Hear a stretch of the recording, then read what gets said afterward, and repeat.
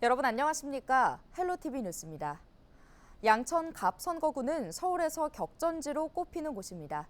그래서일까요? 얼마 전 이재명 더불어민주당 대표가 다녀간 지 일주일도 안 돼 한동훈 국민의힘 비대위원장이 찾아 지지 유세를 펼쳤습니다. 양당 대표의 잇따른 방문으로 양천 갑선거 열기가 뜨겁게 달아오르고 있습니다. 김호 기자입니다. 양천구 전통시장을 방문한 한동훈 위원장. 구름 인파를 뚫고 먼저 시장 상인회를 찾았습니다. 한 위원장은 상인들과 간담회를 갖고 어려운 전통시장을 돕기 위해 정부가 직접 나서 관련 법안을 만들겠다고 밝혔습니다. 어떤 특정한 조건이 되면 그게 지자체를 통하지 않고 중앙정부가 직접 예산을 투입할 수 있는 방안을 저희가 법안으로서 준비하고 있고요. 저는 그 법안이 결국 주 대상은 전통시장이 될 거라고 생각합니다. 간담회를 마친 한 위원장은 전통시장에서 주민들과 직접 만나 선거 승리를 위해 힘을 실어줄 것을 호소했습니다. 최근 이재명 대표의 방문을 의식한 듯 이 대표와 각을 세우며 유권자들의 지지를 이끌었습니다. 얼마 전에 이재명 대표가 이곳에 온 것을 알고 있습니다. 그분은 권력은 개인이라 몰래 잔인하게 쓰는 것이라고 맞아. 말했습니다. 맞습니다. 저는 거기에 동의하지 않습니다, 여러분. 맞습니다. 저는 권력은 시민을 위해서 쓴 것이라고 생각합니다. 경선을 통해 양천갑 국민의힘 후보가 된 구자룡 비대위원은 한동훈 위원장과 한 배를 탄 동지라는 것을 강조하며 시민들에게 지지를 호소했습니다.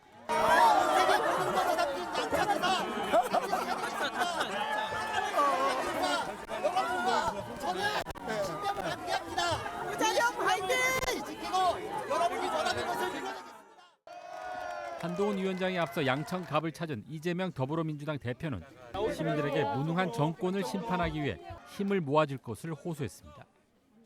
이 무능과 이 불의함을 방치하면 그들을 용인하는 것이고 그들의 집권은 그들의 권력은 계속될 수 없습니다. 계속될 수밖에 없습니다. 방치하실 것입니까? 친노 친문으로 알려진 황희 의원은 민주당의 정통성을 강조하면서 이재명 대표를 중심으로 총선 승리에 나서자며 지지를 호소했습니다. 여러분, 이번 총선 승리를 통해 황희의 전선을 넘어 이재명의 시대로! 재선 의원과 정치 신인의 맞대결로 관심이 모아지고 있는 양천갑 선거구. 양당 대표의 지원 사격으로 지지자들의 결집이 더욱 거세지면서 선거 판세를 더욱 요동치고 있습니다. 이재명 대표에 이어 한동훈 비대위원까지 방문하면서 수도권 최대 격전주 가운데 하나인 양천갑 선거구의 선거 열기는 더욱더 뜨거워지고 있습니다. 헬로티비 뉴스 김호입니다. 제22대 국회의원 선거가 한 달도 채 남지 않은 가운데 은평 지역 2개 선거구의 대진표가 모두 완성됐습니다. 헬로티비 뉴스에서는 총선을 앞두고 유권자들의 선택을 돕기 위해 선거구별 후보와 정책을 소개하고 있는데요. 오늘은 은평구 갑선거구 후보들을 소개합니다. 손성희 기자의 보도입니다. 은평구 갑 선거구는 민주당 텃밭으로 분류됩니다. 지난 17대부터 21대 총선까지 줄곧 민주당 후보가 당선됐습니다. 이번 총선에서 은평구 갑 선거구도는 여야 1대1 맞대결이 유력합니다. 진보당에서도 후보를 했지만 더불어민주당과 후보 단일화를 준비하고 있습니다.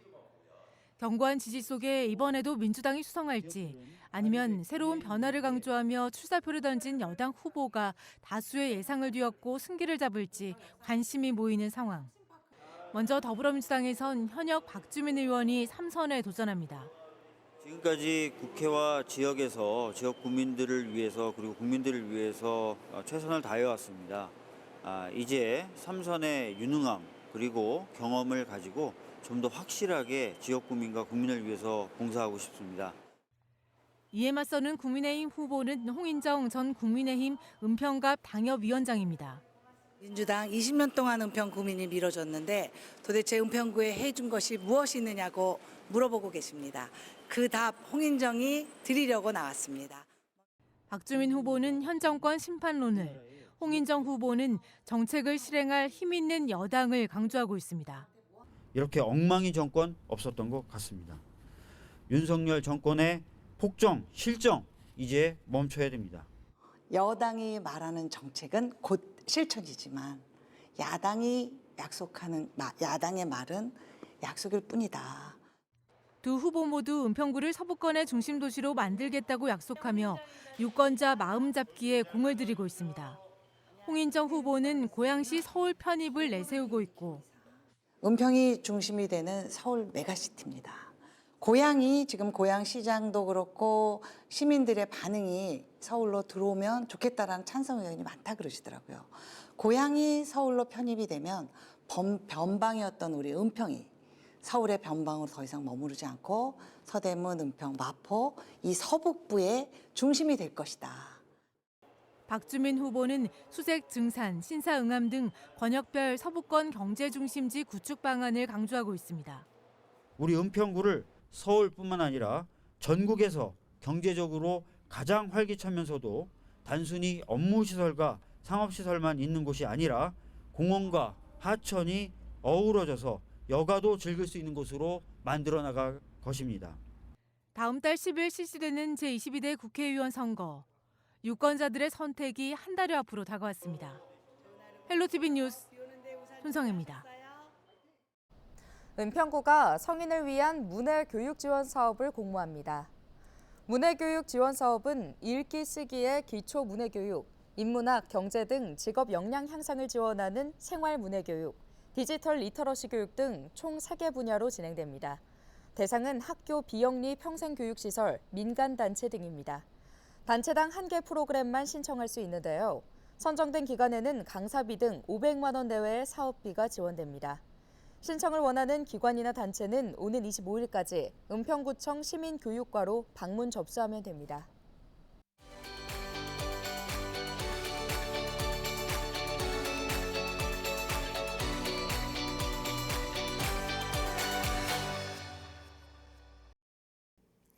(4월 10일은) 22대 국회의원을 뽑는 선거일입니다.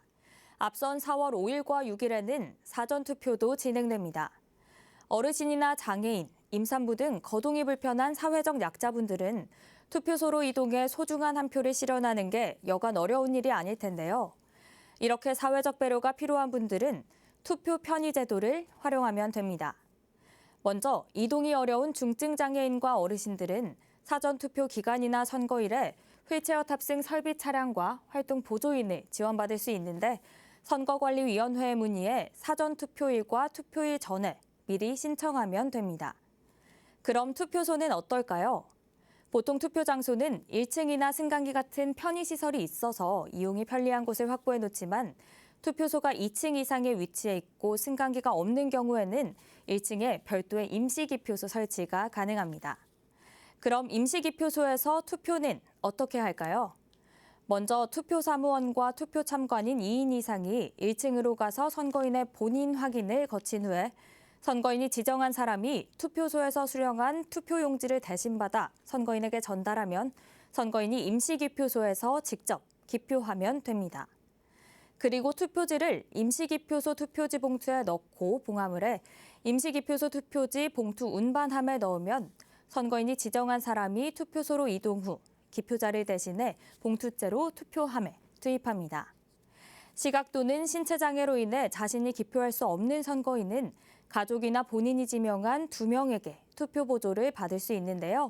이때 선거인 본인이 지명한 사람이 없거나 가족을 제외한 1명인 경우에는 투표 사무원 중에서 2명이 되도록 선정합니다. 근력이 약하거나 손떨림이 있는 기표자는 특수형 기표용구를 활용하면 됩니다. 또 글씨를 크게 볼 수 있는 확대경 특수형 기표용구나 영상통화 수역 통역, 쉽게 설명해 놓은 투표 안내 자료를 통해 다양한 도움을 받을 수 있습니다. 그렇다면 병원이나 요양소에 장기 입원 중이거나 신체에 중대한 장애가 있어 투표소에 갈 수 없는 상황이라면 어떻게 해야 할까요? 부재자 투표 방식인 거소투표를 통해 주권을 행사하면 되는데요. 3월 19일부터 23일까지 거소투표 신고를 하면 병원이나 요양소 등 거주하는 곳에서 우편으로 투표할 수 있습니다.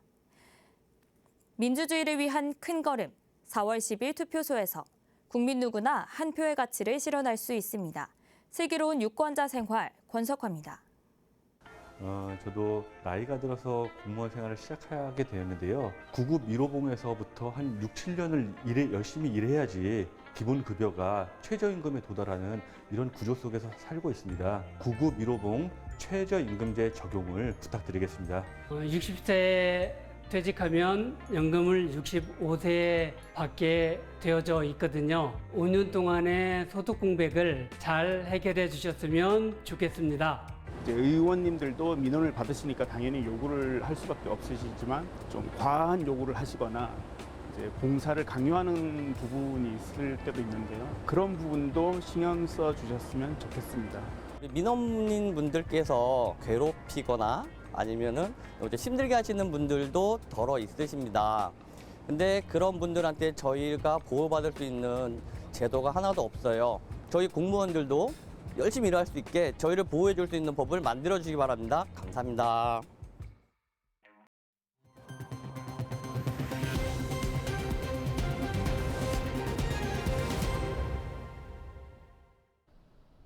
경기도 특별사법경찰단은 지난 12일 의정부시에서 전기 쇠꼬챙이 등을 이용해 개를 잔인하게 도살하는 현장을 적발하고 수사에 들어갔다고 밝혔습니다.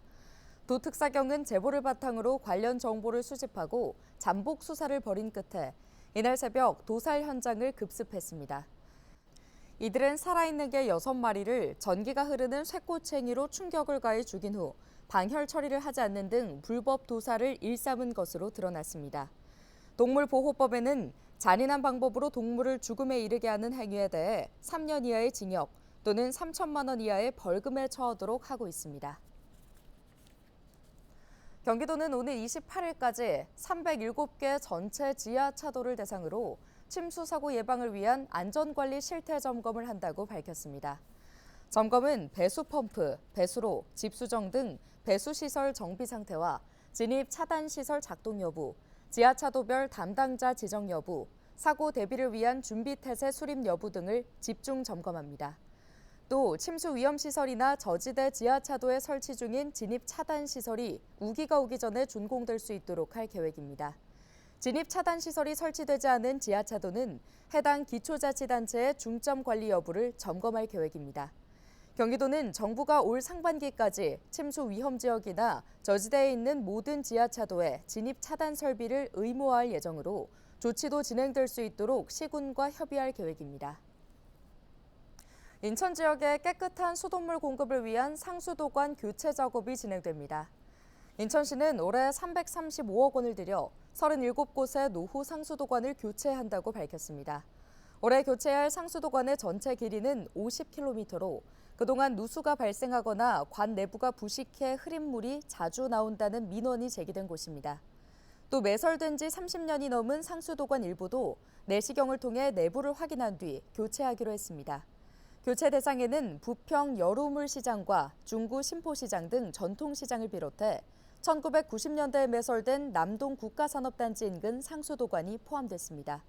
아울러 내년부터 오는 2027년까지 3년 동안 1,024억 원을 들여 노후 상수도관 152km를 추가로 교체할 예정입니다. 인천시가 지역 소상공인들의 경영 안정과 자생력 강화를 위해 소상공인 경영 환경 개선 사업을 추진합니다. 경영 환경 개선 사업은 점포 환경 개선과 홍보 광고, 스마트 기술 구축과 위생 안전 등 소상공인의 경영 환경을 개선 지원하는 사업입니다. 오는 27일까지 대상자를 모집하며 신청업체는 3개 단위 사업 중 1개의 사업을 선택해 신청할 수 있습니다.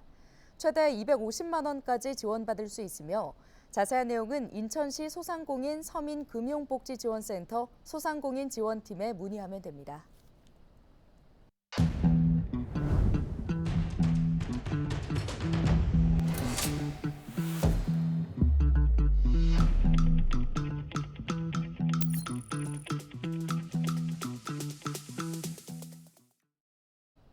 오늘 준비한 소식은 여기까지입니다. 함께해 주신 여러분 고맙습니다.